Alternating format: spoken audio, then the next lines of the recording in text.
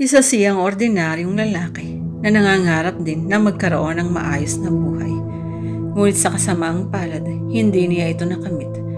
Simula nang pinanganak siya, panay kamalasan ang patuloy na dumarating sa kanyang buhay. Hanggang sa kanyang paglaki, pinanganak siya sa kanyang kapangitan na itsura at ang mga magulang niya ay kinahihiya siya. Wala din siyang mga kaibigan noong kabataan niya dahil nilalayuan siya o di kaya binubuli. At hanggang sa paghahanap ng trabaho ay hindi niya siya matanggap at kahit anong pagsisikap niya ay hindi siya makahanap ng disenteng trabaho.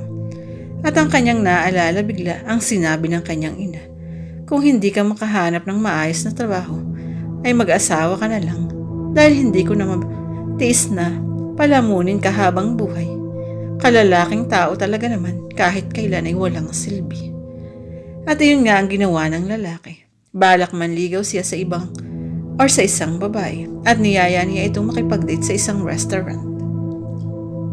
Tiningnan ng lalaki ang dalaga habang babae ay nakatuon lang ang atensyon nito sa kanyang cellphone.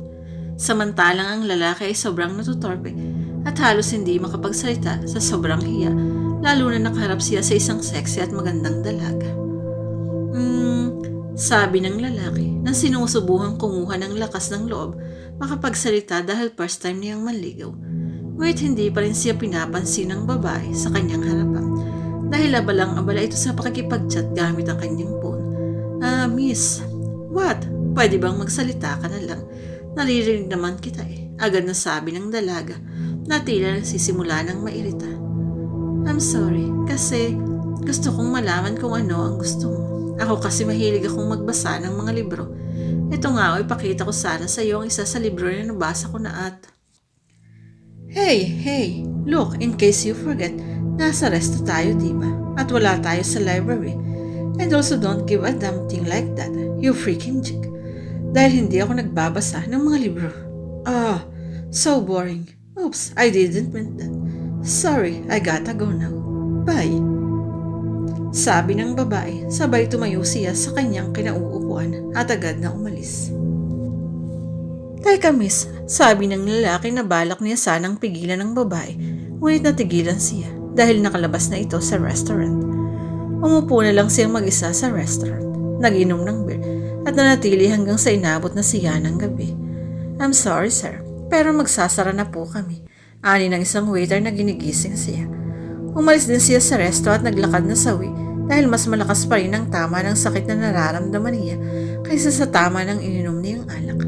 Habang inaalala ang lahat, ay sinasariwa ang mga paghihirap niya simula nang pinanganak siya.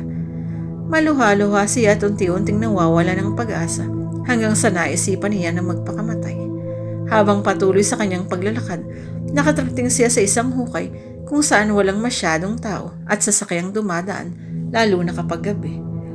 At tumigil siya saka tumingin sa ibaba ng tulay at wala siyang makita sa ibaba kundi ang kadiliman. Sa kawalan at handa na rin siyang tumalon, ngunit bigla na lang siyang natigilan matapos makaramdam ng kakaibang lamig mula sa ihip ng hangin banda sa kanyang likuran. Agad siyang lumingon patalikod at nakita niyang isang matandang babae na ang suot ay halos punit na damit at may kalumaan. Kasabay nun ang paghawi ng mga ulap sa kabila ng kadiliman kung saan natatakpan ng liwanag mula sa bilog na buwan. Umalilag bahagya ang ilaw at liwanag ito sa matanda na sobrang kulubot ang mukha nito at nakangiti sa kanya. Sino ka at anong kailangan mo sa akin? Tanong lang lalaki na nakaramdam ng gulat at kaba. Anong kailangan ko? O ikaw ang may kailangan sa akin? Ani ng matanda na bahagyang tumawa at ngumiti ito sa lalaki. Hindi ko kailangan ng tulong mo tanda. Isa pa wala kang pakialam at pabayaan mo na lang ako sa gusto kong mangyari sa buhay ko, sabi ng lalaki. Ganun ba? Baka magustuhan mo ang sasabihin ko sa iyo. Ang problema sadyang talaga ito na nakatadhana ng buhay mo, ang kamalasan. Kahit anong gagawin ko, pakiusap nang makaalis ako sa impyernong buhay na to. O sige, ganito na lang. Tutulungan kita na makamit ang inaasap mong magandang buhay at tutuparin ko ito agad. Ngunit anong kapalit? Pera? Pera ba ang kailangan mo? Dahil wala akong... Hindi pera ang kailangan ko. Putol ng matanda. Kung ganon sabi ng lalaki sabay talikod mula sa matanda. Dahil ang kapalit nito, kailangan mo ding magdusa ng isang beses sa buong buhay mo.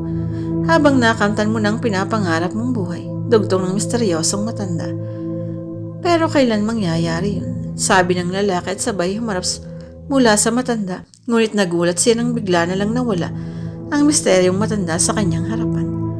Kinabukasan din iyon, hindi pa rin makapaniwala ang lalaki sa matandang nakausap niya. Tila isang panaginip lang nangyari, ngunit sariwa pa rin sa kanyang alaala ang mga huling sinabi nito.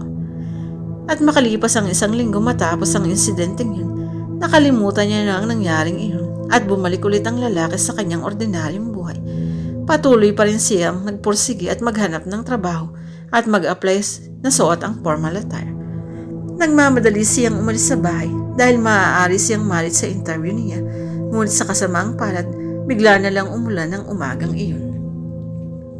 Hays, anak ng kung minamalas ka ngayon at bakit ngayon pa? Ani ng lalaki. Dahil hindi na rin siya makapagdala ng payong kaya naman pinataklob niya ang maliit na bag niya sa kanyang ulunan upang hindi siya ganong mabasa ng ulan habang nag-aantay ng stoplight para makatawid. Natulala siyang tinignan ng sarili na napakadumi.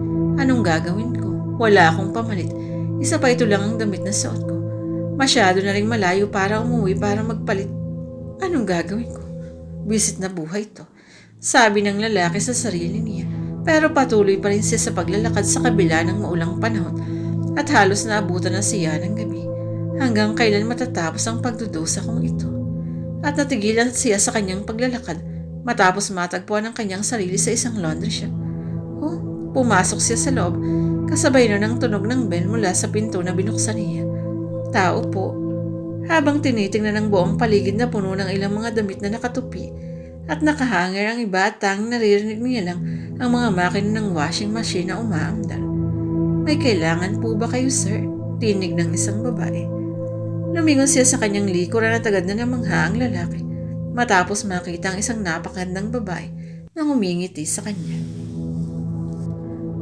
Buti nakaabot kayo, magsasara na po sana ako at naku po sir, basang-basa po kayo kasi sandali lang po hahanap po ako ng pamalit ninyo, ngiti ng babae. At nang nakapagpalit na ang lalaki, inabutan ng babae ng kape ang lalaki. Ito po sir, ingat, medyo mainit pa po. Naku salamat. Sabay inom ng kape ng lalaki habang tinititigan siya ng babae na may tamis ng ngiti. Napaubo ang lalaki dahil naiilang siya sa mga tingin ng dalaga. Anpunik na niyang matapon ang tasa ng kape na hawak niya. Naku po, okay lang kayo sir? Oo, okay lang ako. Salamat uli sa tulong mo at ang bait mo. Nga pala nung pangalan mo, tanong ng lalaki. Celine, ikaw, ani nito nang umiti. Banjo, bahagyang ngiti nito. At nagsimula silang magkwentuhan sa kabila ng maulang panahon. Kailangan ko nang umalis by the way. Nice meeting you, Miss Celine. Naku, napaka-formal lang. Celine lang, sige ingat ka. Teka lang ito. Damit, huwag kang mag-alala, ibabalik ko din ito. Naku, ayos lang. Sa'yo na lang yan dahil mas bagay sa'yo ang suot mo ngayon. Ngiti ni Celine. Natigilan si Banjo at agad na hulog ang loob niya sa magandang dalaga. Nakatingin lang siya sa kanya. Wait lang Eto payong mo dahil mukhang hindi pa titigil ang ulan. Nakakahiya naman. Naku, salamat. Ibabalik ko ito, Celine. Okay lang ba sa'yo na magkita ulit tayo? Patay, sinabi ko na naman baka iwasan niya na naman ako. Ang tanga ko talaga, sabi ni Banjo.